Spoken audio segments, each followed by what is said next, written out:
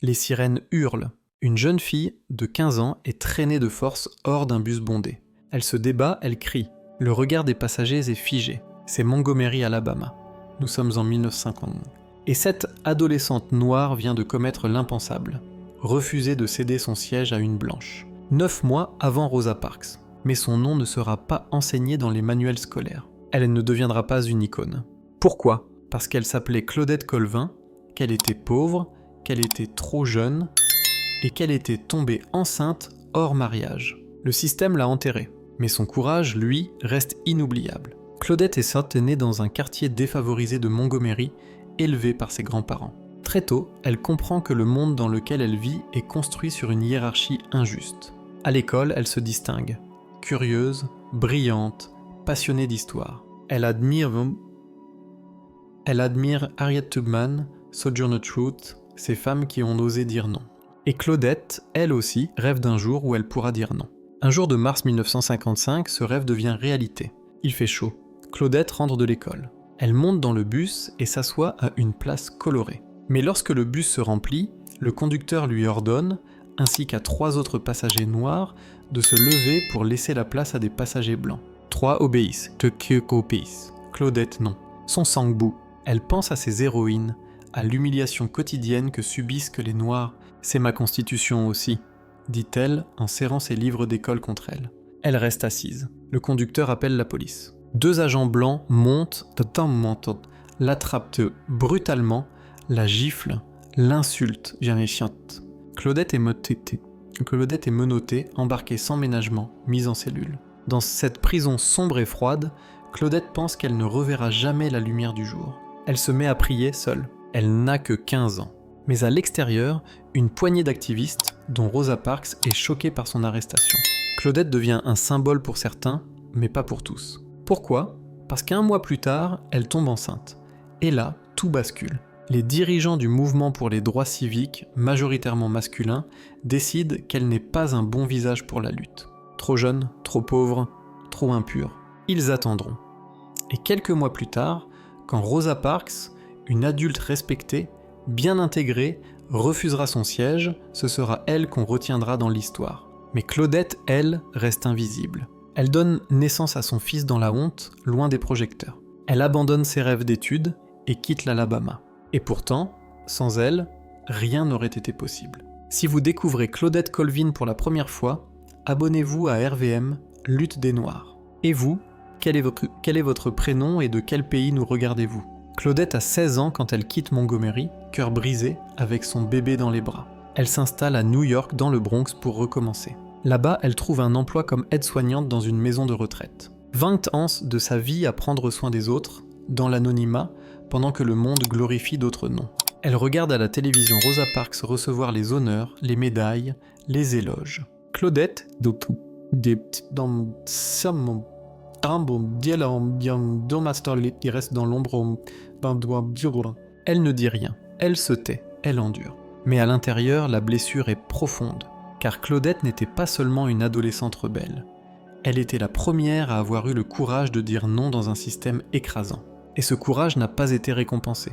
Il a été effacé. Son fils, lui, grandit dans un monde qui ignore le rôle de sa mère. Il la voit travailler dur, rentrer fatiguée, cuisiner, prier. Elle lui enseigne l'importance de la dignité, même dans la douleur. Mais elle ne parle jamais de ce jour de mars 1955. C'est un poids trop lourd à porter. Ce n'est qu'à la fin des années 1990 qu'une historienne, Rita Dove, commence à parler publiquement de Claudette. Les journalistes découvrent alors l'histoire bouleversante de cette jeune fille qui a tout donné et n'a rien reçu. En 2005, soit 550 ans après son acte héroïque, Claudette commence enfin à témoigner publiquement. Sa voix est tremblante mais puissante. Elle raconte le bus, les coups, la cellule, la solitude. Elle ne cherche pas la gloire. Elle veut juste que la vérité soit connue. Et la vérité est l'anxiété implacable. Claudette Colvin a été sacrifiée pour des raisons d'image, pour convenir à une stratégie politique. Elle a été effacée par les siens, parce qu'elle ne correspondait pas au modèle acceptable d'une femme noire. Ce qu'on exigeait d'elle, silence, discrétion, oubli. Mais Claudette, à son isant, retrouve enfin sa dignité. Elle devient conférencière, rencontre des jeunes, parle de son histoire. Elle n'est plus la fille effacée. Elle est la pionnière. Dans une émission télévisée, un journaliste lui demande « Vous regrettez ?» Elle répond « Non, parce qu'un jour, les enfants noirs sauront que je l'ai fait en premier, et que j'étais une adolescente comme eux, pas une sainte, juste une jeune fille fatiguée d'être... » Si vous ressentez de l'émotion, tapez 1 en commentaire.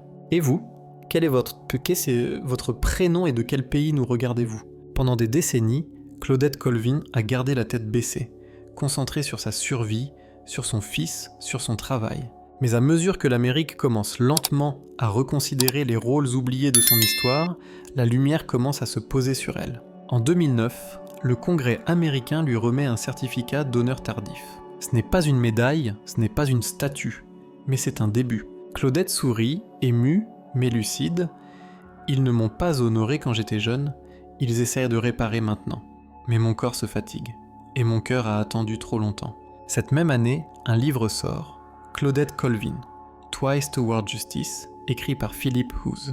Il remporte plusieurs prix littéraires. Pour la première fois, des adolescents découvrent l'autre histoire du mouvement des droits civiques. Dans des écoles, on commence à parler d'elle. Des enfants noirs lèvent la main et disent fièrement « Claudette, c'était comme moi, une ado, elle a osé, moi aussi je peux oser ». Elle devient une source d'inspiration brute, authentique, réelle. Pas un symbole lisse façonné par les médias, mais une femme de chair et de douleur. Et Claudette continue de témoigner, malgré l'âge, malgré la fatigue. Elle refuse de se taire, parce que son silence l'a tuée une première fois. En 2021, elle prend une décision bouleversante.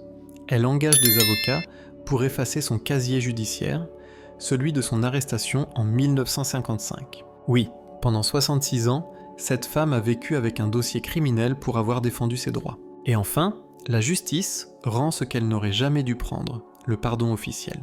La juge prononce la décision. Claudette Colvin est libre, réhabilitée, respectée. Ce jour-là, elle s'effondre en larmes. Elle dit « Je n'étais pas une criminelle, j'étais une citoyenne ».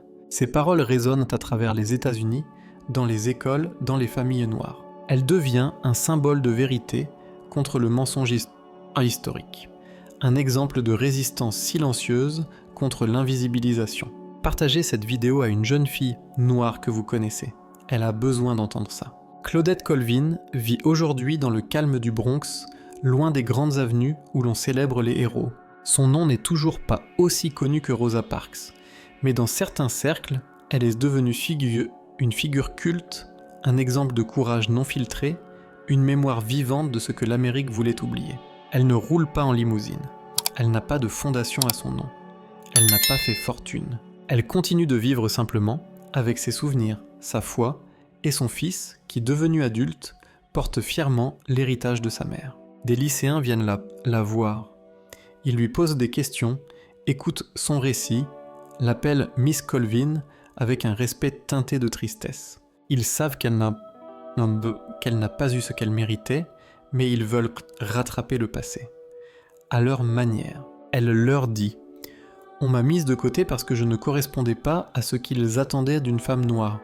Mais je vous dis, n'attendez pas d'être parfait pour faire ce qui est juste. » Ces paroles résonnent puissamment à l'ère des réseaux sociaux, où les jeunes cherchent des modèles vrais. Claudette n'est pas une star, elle est une vérité. Et dans un monde saturé de faux-semblants, la vérité bouleverse. Son histoire inspire des artistes, des musiciens, des écrivains. Beyoncé mentionne Claudette Colvin dans une interview. Oprah Winfrey lui rend hommage discrètement. Et dans certaines écoles, la date du 2 mars, jour de son arrestation, est désormais étudiée comme le vrai début de la lutte pour les droits civiques à Montgomery. Mais Claudette ne veut pas de statut.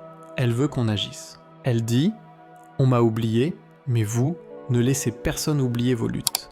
Soyez vos propres Rosa, vos propres Claudette. » Et c'est là qu'elle renverse tout. Elle ne veut pas être glorifiée comme une exception. Elle veut que chaque jeune noir comprenne. Le pouvoir est en vous, même si vous êtes pauvre, même si vous êtes seul, même si vous avez 15 ans. Si vous ressentez la force de Claudette Colvin, abonnez-vous à RVM Lutte des Noirs. Un matin, Claudette Colvin se tient devant un lycée qui porte désormais son nom. Une centaine de jeunes l'applaudissent. Certains ont les larmes aux yeux. Une élève prend la parole. « Miss Colvin, grâce à vous, je n'ai plus honte d'être noire. » Claudette est émue, serre les mains caresse les visages. Elle regarde ces visages pleins d'espoir et se dit « Mon combat n'a pas été vain ». Elle n'a jamais voulu la gloire, elle voulait la justice. Ce mot qu'elle n'avait que sur le bout des lèvres à 15 ans, menotté dans un bus. Aujourd'hui, ce mot, elle le vit. Mais sa lutte nous oblige à poser une question dérangeante. Combien d'autres Claudette Colvin ont été oubliées ? Combien de femmes noires ont été effacées parce qu'elles n'étaient pas présentables, parce qu'elles n'étaient pas acceptables, parce qu'elles n'étaient pas convenables ? Claudette Colvin n'est pas seulement un symbole, elle est un miroir, un rappel brutal que les récits officiels sont parfois des mensonges maquillés. Sa vie nous enseigne que les héros ne portent pas toujours de cape. Parfois, ce sont des adolescentes brisées, dans un bus en sueur, serrant des livres d'école contre elles, disant juste « non ». Et ce non résonne à travers les siècles. Alors, si vous avez un rêve, si vous vous sentez insignifiant, si vous pensez que votre voix ne compte pas, souvenez-vous de Claudette. Elle avait 15 ans, elle était noire, elle était enceinte, elle était pauvre, et elle a changé le monde.